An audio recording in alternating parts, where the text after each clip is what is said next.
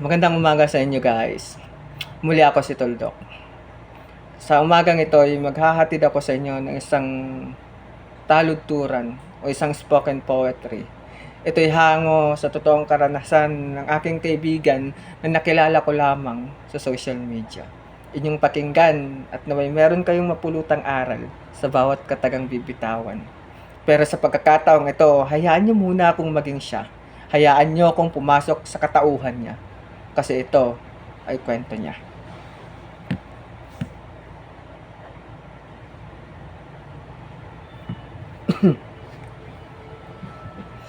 Spoken poetry. Tunay na kaibigan.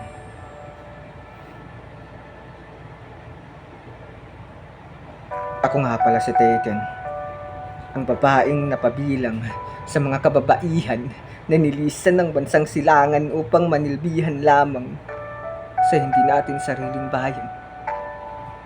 Upang matugunan ang pangangailangan ng pamilya sa loob ng tahanan at upang maiahon sa kahirapan, mabigyan ng magandang kinabukasan ng anak na gusto kong ingatan at alagaan.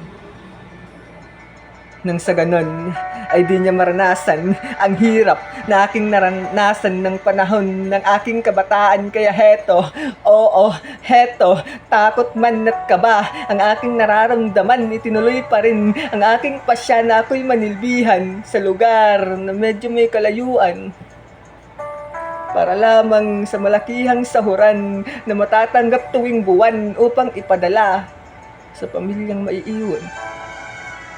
Sa kalagitnaan, napagod na aking nararamdaman, umabot na ako sa puntong aking kinailangan ng makakausap man lamang upang hindi ako mabaliw ng tuluyan ng dahil sa nararamdaman kong kalungkutan. Kinailangan ko rin ng mapagsasabihan ng bagay na aking nararamdaman dito sa aking kalooban. Kinailangan ng masasandalan ng mga panahong pagsuko na lamang ang tumatakbo sa aking isipan, ngunit hindi ko alam, hindi ko alam kung saan ba ako hahagilap o makakahanap ng taong pwede kong makausap kahit kaunting oras man lamang. Ayoko kasing magbigay kahit kaunting problema man sa pamilyang aking iniwan upang pag-alala ay di nila maramdaman. Ang tanging hawak ko lamang ang cellphone sa aking mga kamay. Kaya naisipang mag-scroll up and down na lamang at sa di inaasahan isang aplikasyon ang aking napuntahan at nagustuhan. 3 letra lamang.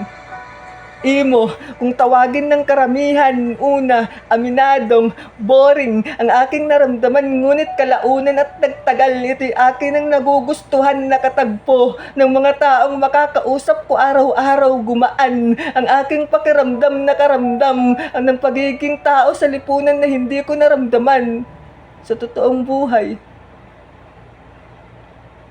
Hanggang dumami pa ng dumami ang aking kaibigan sa aplikasyong aking napuntahan at napasukan, at dahil sa mga kaibigan aking nalaman ng talentong aking tinataglay, ng dahil sa pagtutulak ng mga taong naniniwala sa tinataglay kong kakayahan na hindi ko man lang naramdaman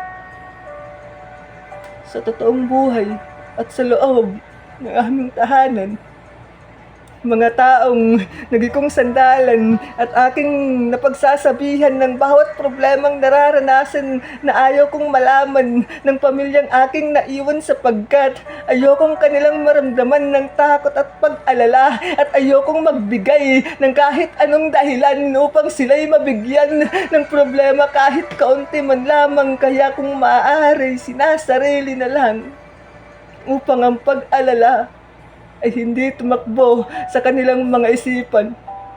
Kaya salamat sa aplikasyong Imo. Ibang biyar ang aking napasukan. Nandyan ang legitan, punong-puno ng tawanan at harutan, maging bingguhan ay aking napusukan at napuntahan, ngunit lahat sila'y tinanggap ang aking katangian. At ngayon, nanatili pa rin silang nandyan upang ako'y samahan at suportahan sa bawat patimpalak na sinasalihan maging sa problema ay di nila ako iniwan.